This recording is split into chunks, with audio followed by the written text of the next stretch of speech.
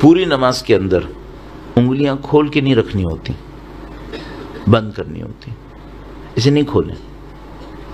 آپ کہیں گے اتنی سی بات کرو، اللہ نے مانگا ہے کر لو۔ جب آپ کھڑے ہوں مرد کے لیے ہاتھوں کو زانوں کے اوپر رکھنا ہے، سائڈ میں نہیں رکھنا ہے، سامنے رکھنا ہے، سامنے رکھو۔ سب کی لاجک ہے، اور معصوم کی بیان کی بھی لاجکس ہیں، ہماری سوچی بھی نہیں ہے، بیان کی بھی لاجکس ہیں۔ ہاتھ سامنے ہونے چاہیے، سائڈ میں نہیں ہونے چاہیے۔ مثال کے طور پر جب رکوع کریں تو انہوں نے کہا ہے کہ ہاتھوں کو صرف رکوع میں ایک جگہ ہے جہاں پہ انگلیاں کھلتی ہیں، باقی سب جگہ پہ انگلیاں بند رہتی ہیں۔ رکوع میں صرف ایک جگہ پہ انگلی کھلتی ہے، انگلیاں کھولیں، تھوڑا سا جو اپنے نیز ہیں اس کو پش کریں پیچھے کی طرف، کمر اسٹریٹ ہونی چاہیے، گردن بھی سیدھی ہو، جھکی بھی نہیں ہو، اسٹریٹ رکھیں۔ کانسیپٹ کیا ہے؟ کانسیپٹ یہ ہے کہ خدا میں تیرے راستے میں گردن کٹوانے کو تیار ہوں، لاجک ہے۔ یہ اپیرنس خدا نے مانگی ہے، ایسے کرو۔ سجدے اب مثلا کھڑے ہونے میں بہت بڑی، میں بعض اوقات سوچتا ہوں کہ اگر ہم چھوٹی چھوٹی چیزوں کو امپروو کر لیں، خدا نے اس اپیرنس کو مانگا ہے نا، تو کوئی لاجک ہے اس کے پیچھے۔ مثلا جب آپ کھڑے ہوں تو آپ کے پاؤں، دونوں پاؤں قبلے کی طرف ہونے چاہیے، ٹیڑھے نہیں ہونے چاہیے۔ کوئی کہے کیا حرام ہے؟ حرام نہیں ہے، مستحب ہے، اس سے نماز امپروو ہوگی۔ نماز امپروو ہوگی تو یہ سمجھ لو آپ نے سب کچھ ٹریگر کر دیا، بہتر ہوتا چلا جائے گا۔ تو ابھی دوسرا دن ہے مجلس کا، میں دوسرے دن میں اس کو عرض کر رہا ہوں تاکہ انشاءاللہ میں اور آپ پریکٹس کریں گے 10 دن، کہیں سے کہیں پہنچ سکتے ہیں ہم، اچیومنٹ ہونی چاہیے نا۔ تو پاؤں بالکل سیدھے ہوں، تھوڑا سا گیپ دیں اور قبلے کی طرف ہوں، ہاتھ انگلیاں بند زانوں کے اوپر ہونی چاہیے۔ جب آپ قیام کریں، سورہ اور رکوع پڑھ رہے ہیں، مثلا ہم پڑھ رہے ہیں، تو کیا سوچیں؟ آپ یہ سوچیں میں ایسے کھڑا ہوں جیسے قیامت کے دن خدا کے سامنے کھڑا ہونا ہے۔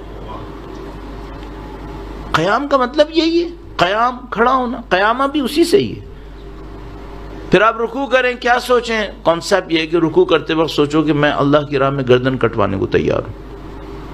سجدہ کریں، سجدہ کرنے جائیں، ہاتھوں کو یوں سیدھا رکھیں قبلے کی طرف، انگلیاں بند، ہاتھ قبلے کی طرف۔ اور کانسیپٹ کیا ہے؟ کانسیپٹ یہ ہے کہ خدا میں تیرے سامنے ذلیل اور حقیر ہوں، میں ایکسیپٹ کر رہا ہوں، میں تیرے سامنے سرنڈر ہوں، ایکسیپٹ کر رہا ہوں۔ اس فزیکل سرنڈر کے بدلے میں خدا سے مانگے خدا مجھے اسپریچولی بھی سرنڈر کروا دے، میں تیرے لیے سوچنا شروع کروں۔ بیٹھیں گے دوسرے سجدے سے پہلے، پھر دوبارہ سجدے میں جائیں گے۔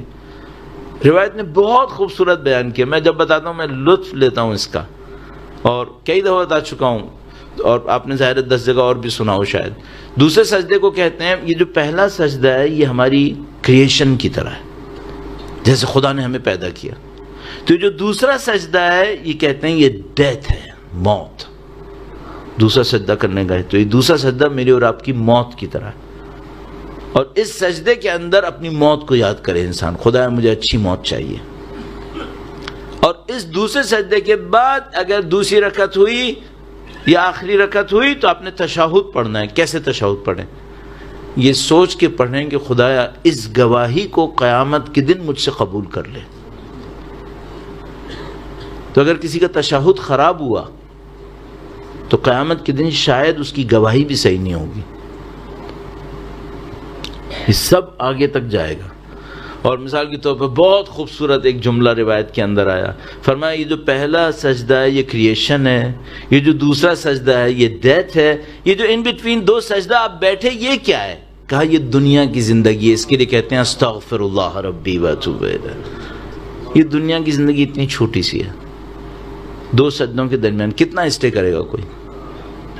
کہا یہ استغفر اللہ ربی واتوب الیہ، کیونکہ خدا سے دوری کی جگہ ہے یہ۔ نماز امپروو کریں گے، بہت ساری چیزیں امپروو ہوتی چلی جائیں گی۔ درود بھیجے گا محمد و آل محمد۔